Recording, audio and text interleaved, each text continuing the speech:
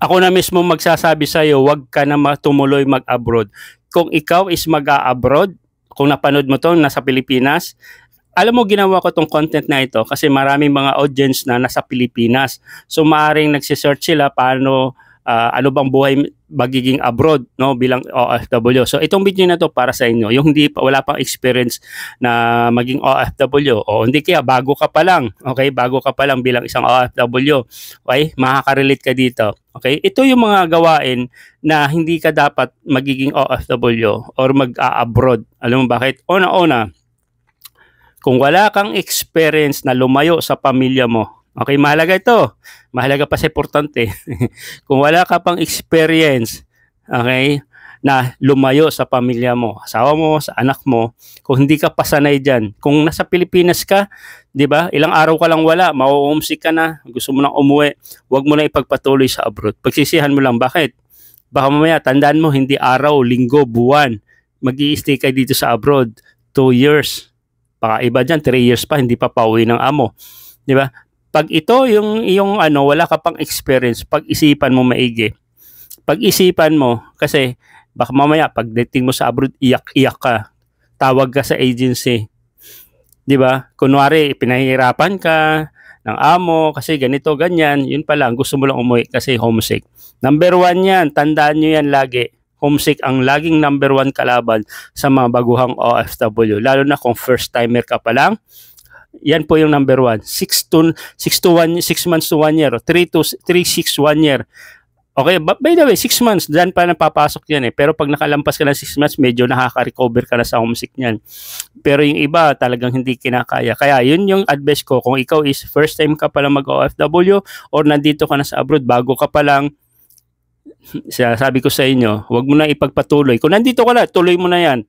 Pero kung hindi pa, huwag mo na ipatuloy. Kung hindi ka sanay lumayo sa pamilya, homesick kalaban mo. Inulit ko lang. Okay? Number 1 talaga yan. Pangalawa, malakas ang loob. Pag mahina ang loob mo dito, o nga, sanay ka umalis, kumbaga, malayo sa iyong pamilya dahil sa trabaho mo. Pero kung mahina ang loob mo, ay huwag ka na magpatuloy dito. Kasi dito, kailangan malakas ang loob. Hindi pwede yung parang paanga-anga.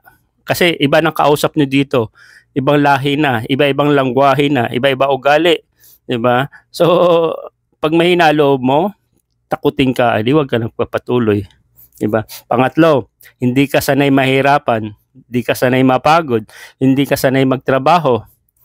Pag hindi yung mga nabanggit kong 'yan, ay wag ka na pagpatuloy. Kasi may nami-message ako, gusto na umuwi. Okay? Gusto na umuwi kahit hindi na dumaan sa agency kasi hindi na raw niya kaya yung trabaho, daming utos ni amo, di ba? Huwag ka nang tumuloy. Lalo na kung kasambahay yung applyin mo, huwag ka nang matuloy.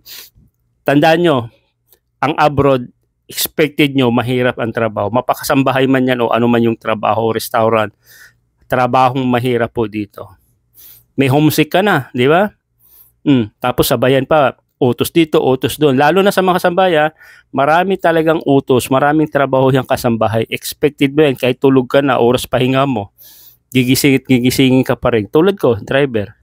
Expected mo na yan. Pag sanay, hindi ka sanay, mahirapan. First time mo palang mag-OFW, kasambahay, kaya ka nag-abroad dahil gusto mo lang kasi may nakita ka sa mga social media, may kapitbahay ka, okay, maganda yung mga gadget ng mga anak nila, kaya gusto mo rin gawin para sa mga anak mo, kaya ka nag-abroad. Baka hindi mo alam, mas experience na yung kapitbahay mo, ikaw baguhan ka lang. Nakita mo lang, baka malaki yung sahod, no? Hindi lang sahod ang pinag-uusapan dito. Kasi kung hindi ka sanay sa pagod, sa hirap, gusto mo paupo-upo lang, hindi pwede sa kasambahayan. Magbubuhat ka lang galon, mabibigat. Comment kayo dyan sa mga magkasambahay, dyan sa mga nakaka-relate. Agree ba kayo na mahirap ang trabaho bilang isang OFW? Kahit anong posisyon mo dyan. Diba? Kaya kung binabagit lagi yung kasambahay, expose sila sa mga ganitong trabaho. Andyan yung sisigawan ka. Kung ano na yung mga PI na sinisigaw sa'yo, minsan nga nasasaktan. Diba? Sinasamantala pa. Diba? Ginagawa pang hindi maganda. Diba? Maraming gumagawa niyan. Hindi lang. Diba? So, ibang topic na yon. Yun yung sinasabi ko, pag hindi ka sanay sa pagod, sa hirap, gawaing bahay, huwag ka na magtuloy. Di ba? Huwag ka na tuloy. Pang-apat, huwag masyadong matapang. Huwag mo dalhin yung tapang dito sa abroad. Hindi po ito yung labanan ng tapang, labanan ng kung sino ka man. Kung astig ka dyan sa Pilipinas, di ba? Kung barumbado ka dyan sa barangay nyo, huwag nyong dalhin dito yan. Di ba? Kahit sabihin mo, mga lokal dito sa abroad, hindi yan sanay makipagsuntukan. Yes, manalo ka, makipagsuntukan ka dyan. Alam nyo ba? Ito tip ko sa inyo alam mga lalaki mahilig manuntok Kung sa Pilipinas, pag nakasuntok at may lumabas na kulay pula, alam mo na, di ko na babanggitin. Di ba? Lalo na sa parte ng mukha, pag yan ang nasuntok mo at may lumabas na kulay pula. Alam mo ba dito sa Saudi, mababa na yung 8,000 real. 100,000 higit yan, babayaran mo yan, kahit patak yan. Pag yung ang sinuntok mo lokal, kahit mapaibang lahi yan, pag pumunta yan sa police station, magbabayad ka. Maniwala kayo. Nangyari na po yan. Di ba? Magaling ka manuntok. Gawin mo sa Pilipinas yan. Di ba? Proud pa sa mga kapitbahay mo, mga barkada mo. Pero dito iba. Magbabayad ka ng 100,000. Bawal na bawal yan dito. Haram yan dito. Maaari mo suntukin sa dibdib na walang lumalabas, pero bawal pa rin manuntok. Bawal pa rin makipag-away. Dito, sigawan lang yung mga yan. Ang tatapang, malalaking tao puro sigaw. Hanggang doon lang. Kaya yung mga Pilipino, sanay yan sa bugbugan. Hindi yan sanay sa sigawan. Pagkasigawan mo yan, wala, tumba ka na. Pero dito, wag nyo dalhin yung tapang nyo. Hindi oobra yan. Baka mamaya sa sobrang tapang mo, magawa mo yung hindi dapat gawin. Katulad yung mga nahahatulan. Diba, alam mo naman mga nangyari. Lalo na ngayon, may siyempang nakapilang OFW na isasabit. Alam mo na isasabit. Kawawa. Diba? So, iwasan po natin yung tapang. Hindi po pwede po dito. And number 5, actually marami siya para hindi lang mahaba sa ibang video na uli. Guys, pray po tayo. Okay? Pray po tayo. Yun naman lagi ko sinasabi. Always pray. At gawin nating motivation yung ating mga mahal sa buhay. Lalo na yung mga anak nyo kung maliliit pa lang. Pag ikaw napagod, ipahinga mo lang. Okay? Napagod ka, pag walang amo, bawian mo yung pahinga. Huwag ka na magchismisan dyan sa social media. Lalo na yung mga kasama mo, toxic. Oo nga, iwanan mo yan. Di ba, umalis ka na dyan. Wag kang basta-basta maniniwala. Basta aalis abroad, natatakas ka. Maniwala ka sa akin. Di ba? Makinig kayo lagi sa mga advice ko Susunod na video, yung mga takas dyan. Naku, marami pa akong gagawin content. Yung mga nagkaroon pa ng tulo dyan. May nabalitaan pa akong tulo. Kay Sir Alvin ba yun? Gagawa ko rin ng content dyan. No? May mga nagpapashing ganyan, huwag kayo maniwala. Okay, yung number 5, last na lang muna yun. Okay, yung mag-pray ka. Gawin mo motivation yung anak mo, yung magulang mo, kapatid mo. Kung ikaw is nagpapaaral ng mga kapatid mo, gawin mo yun. Pagod ka? Okay, relax. Inom tubig, pahinga pag may time.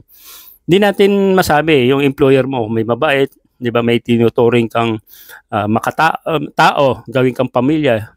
Kasi ako, sabi na amo ko, I treat you as my family and you treat my kids as your family, as your father. Ganon. So, hindi lahat po ng amo masuswertihan mo, di ba? So, wag lang po kayo makinig sa mga toxic na kapwa natin. Maraming toxic dyan. Makakapagmura pa nga ako dyan mga yan Huwag kayo maniwala dyan. Diba? Hindi lang puro mga lokal sa abroad ang mga salbahe o pati kapwa natin Pilipino. Ako na mismo may sabi sa inyo, gumagawa ng kaluhan, alam nilang bawal. So, yun lang. Pag-pray po kayo, dasal lang lagi. Okay? Bago matulog, bago mag-umpisa. Inhale, exhale. Tawagan yung anak mo. Bago ka magtrabaho, pag narinig mo yung boses, ewan ko lang, baka lumakas ka pa. Okay, ganun. Pag napagod ka, tawag yung anak. Lalo pa kung baby pa, maliit pa. Mama, di ba? So, mas lalo ka pang mamumotivate. Okay, trust me. Okay, wag makinig sa ibang tao. Pakinggan mo yung sarili mo, tawagan mo yung pamilya mo. Okay? Yun lang. Again, follow nyo po. Marami pa akong bibigay ng mga tips. Ang content ko po about sa ganito.